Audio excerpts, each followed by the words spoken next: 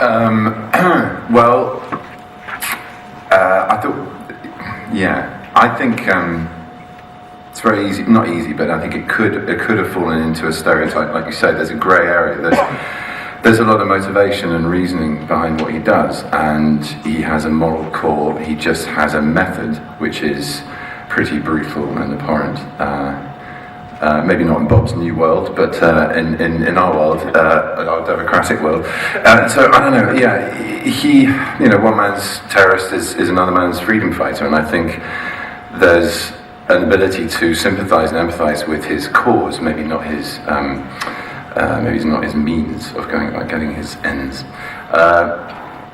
I think it was there in the script though, and it was a beautiful thing to be asked to play this sliding scale of someone who could be trustworthy and understandable, and also somebody who could be out and out on a mission of revenge and trying to bring about what he sees as justice and a change in the order of authority, I guess is what I'm trying to say. But I think that was one of the brilliant balances I think that was achieved in the script. That you oscillate between, in the same way as you should, because you're going with Kirk's journey on it, you should be able to move between sort of abhorring him and feeling something for him. I think that not only am I grateful to the writers for writing a script that celebrates and exploits ambiguity and allows the bad guy to live in a place that is compelling and not entirely clear and certainly not one note. I'm also very grateful to the writers, notably Damon, who said you should check out Sherlock, which I had not done. And when we were casting this part, it was the perfect medicine for what we were suffering from, which was not really being able to figure out who was someone who inspired us in the way that we needed. And when I saw Sherlock and was, of course, blown away, and then called Benedict, we spoke, and Benedict famously, I suppose, auditioned on an iPhone. And when we watched that video, it was 100% clear we found our man.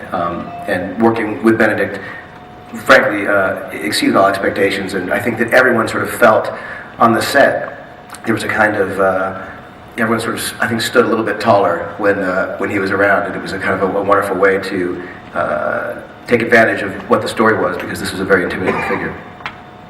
Thank you. I sat down because I got an email. I got an email from JJ. I just landed on a flight from New York, and I opened my phone, and the first email that popped up was from JJ, and it just said, "Do you want to play Scotty?" And I was totally aware of the project, and I was very excited about it. And I thought, "Oh, great! JJ's doing Star Trek. This will be great." I didn't, for a second, expect to be involved. So when I got that very straightforward, blunt kind of request, I literally sat down and asked the plane to take off again, so I could think about it. I was worried. To be honest, I was a little bit like, oh, what do I say? I can't just say yes. It feels like we should have some romance, some kind of. Can I be on tape or something? Or maybe we could go out for dinner and have a movie, and then I might say yes. You never know. And I felt like such a slut, just going yes. So I took like 3 days of pretending to think about it, and then JJ said, I remember very clearly JJ said, because I was like, oh, this is such a huge commitment, and is it going to be like, are we going to be doing this for such a long time? And JJ said, the worst thing that can happen is that every couple of years we get to spend some time together and have a lot of fun, and it was just a no-brainer from that point. I like Carol Marcus's fierce intelligence, which she's clearly so distracted by that she will even change in public. It happens. And Simon. I like Scotty's just kind of like a fiercely intelligent mechanic, and I think if he was in a perfect world, he'd just tinker with the warp core all day. So when things go crazy, he always reacts like, what the he's kind of always shocked and amazed by everything, and doesn't really take it in his stride. And I like playing that, because it's how you would react to a Klingon on your starboard bow. I like Kirk's, I don't know if there's a word, underdoggedness. Nope.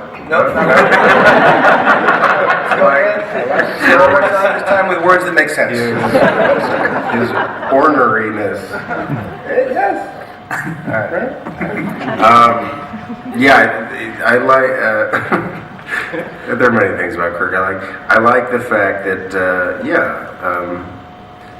under great pressure, he's always getting beaten down, especially in the second one. That he's a fighter, and it may not always work out. It may not always be the best choice, but I can appreciate a guy that even when he's knocked down, especially in that scene on Kronos when Benedict and I are fighting. I like this guy who's just exhausted, but just giving it all he's got.